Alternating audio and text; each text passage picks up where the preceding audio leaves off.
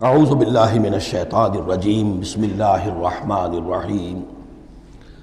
ہم اس وقت قرآن حکیم میں جس مقام پر ہیں اس کے ضمن میں یہ بات نوٹ کر لیجئے کہ یہ قران الصعدین ہے۔ یہ مقام صورتوں کے جو دو گروپ میں نے آپ کو بتایا کہ ایک تو ہے منزلیں تلاوت کے لیے جو 7 منزلوں میں قرآن مجید منقسم ہے، تو دوسری منزل ختم ہو گئی توبہ پر اور تیسری منزل شروع ہو رہی ہے سورہ یونس سے۔ لیکن یہ کہ مکی اور مدنی صورتوں کے جو گروپ ہیں وہ مختلف ہیں۔ ان میں سے پہلا گروپ جو ہے وہ ختم ہوا تھا سورہ مائدہ پر، اور دوسرا گروپ بھی سورہ توبہ پر ختم ہو گیا۔ تو یہ مقام ایسا ہے کہ جس میں یہ دونوں تقسیمیں آپس میں آ کر جڑ گئی ہیں، دو چیزیں قران الصعدین، دو سعید چیزیں آپس میں مل گئی ہیں۔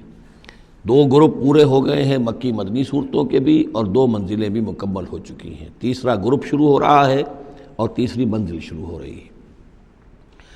اس تیسرے گروپ کے ضمن میں آپ سے عرض کر چکا ہوں کہ اس میں مکیات جو ہیں ان کا بڑا طویل سلسلہ ہے۔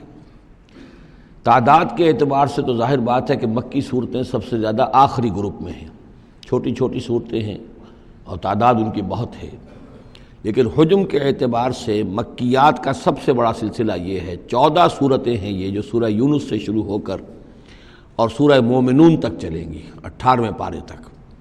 7 پارے تقریباً ہیں جو مسلسل مکیات پر مشتمل ہیں، اگرچہ بعض حضرات کے نزدیک اس میں کچھ اختلاف ہے تھوڑا سا سورہ حجر کے بارے میں اور پھر یہ کہ سورہ حج کے بارے میں، لیکن جو بھی غور و فکر کے بعد جو رائے میری بنی ہے، مجھے انہی حضرات سے اتفاق ہے جن کے نزدیک یہ تمام صورتیں سورہ یونس، سورہ ہود، سورہ یوسف، سورہ رعد، سورہ ابراہیم، سورہ حجر، سورہ نحل، سورہ بنی اسرائیل، سورہ کہف، سورہ مریم، سورہ طٰہٰ، سورہ انبیاء، سورہ حج، سورہ مومنون، 14 صورتیں جو ہیں یہ مکی ہیں۔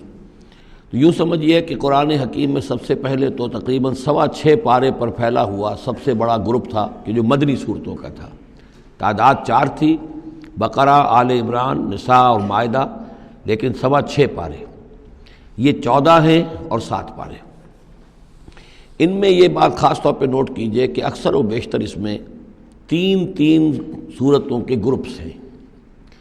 پہلے 3 ذرا بڑی صورتیں ہیں، پھر 3 نسبتاً چھوٹی صورتیں ہیں، پھر 3 ذرا بڑی صورتیں ہیں۔ یہ جو سب گروپس بنتے ہیں 3 صورتوں کے، ان میں سے 2 صورتوں کا تعلق آپس میں وہ زوجیت والا ہے، وہی ان کے درمیان نسبت زوجیت ہوگی۔ تیسرے کی حیثیت ضمیمے کی ہے، وہ منفرد ہے، وہ ایک علیحدہ بات ہے۔ وہ جب ہم تیسری صورت پر آئیں گے تو اس پر انشاءاللہ بات کریں گے۔ ابھی پہلا جوڑا جو ہے سورہ یونس اور سورہ ہود، یہ دونوں جو ہیں صورتیں آپس میں وہی نسبت زوجیت رکھتی ہیں کہ جو اس سے پہلے ہم سورہ انعام اور اعراف میں دیکھ چکے ہیں۔ چنانچہ آپ دیکھیں گے کہ سورہ یونس کے 11 رکوع ہیں، ان میں سے انباء الرسل صرف 2 رکوع، باقی 9 رکوع جو ہیں وہ التذکیر بآلاء اللہ، اللہ کی نعمتیں، اللہ کے احسانات، اللہ کی قدرتیں، اللہ کی صناعی، اس کے حوالے سے اللہ کی معرفت، یہ مین مضمون ہے۔ اور سورہ ہود کے 10 رکوعوں میں سے 6 رکوع ہیں بلکہ اس سے زائد 6.5 کے قریب کہ جو انباء الرسل پر مشتمل ہیں، باقی 4 سے کم ہیں کہ جو دوسرے مضامین جو ہیں، جو بھی رد و قضا ہے کفار کے ساتھ، یا اس کے اندر ظاہر بات ہے کہ التذکیر بآلاء اللہ کا مضمون بھی آ جائے گا، لیکن غالب حصہ جو ہے التذکیر بایام اللہ، اللہ کے وہ بڑے بڑے دن جن میں کہ قوموں کی ہلاکت کے فیصلے صادر ہوئے۔ پھر ایک عجیب بات آپ دیکھیں گے کہ سورہ ہود میں اور سورہ یونس میں ایک عجیب ریسیپروکل نسبت ہے۔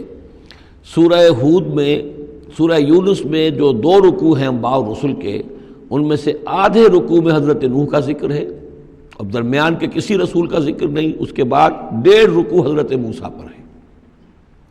اس کے بالکل برعکس آپ کو ملے گا سورہ ہود میں پورے 2 رکوع حضرت نوح علیہ السلام کے ذکر پر ہیں۔ یہ سب سے زیادہ اہم مقام ہے، اگرچہ آپ کو معلوم ہے کہ 29ویں پارے میں سورہ نوح، لیکن یہ کہ بعض اعتبارات سے یہ مقام جو ہے وہ زیادہ جامع بھی ہے، زیادہ فضیلت والا بھی ہے، اور مسلسل 2 رکوع جو ہیں حضرت نوح علیہ السلام کے حالات پر ہیں، اور حضرت موسیٰ علیہ السلام کا ذکر وہاں پر صرف حوالے کے طور پر ہے اور کچھ نہیں۔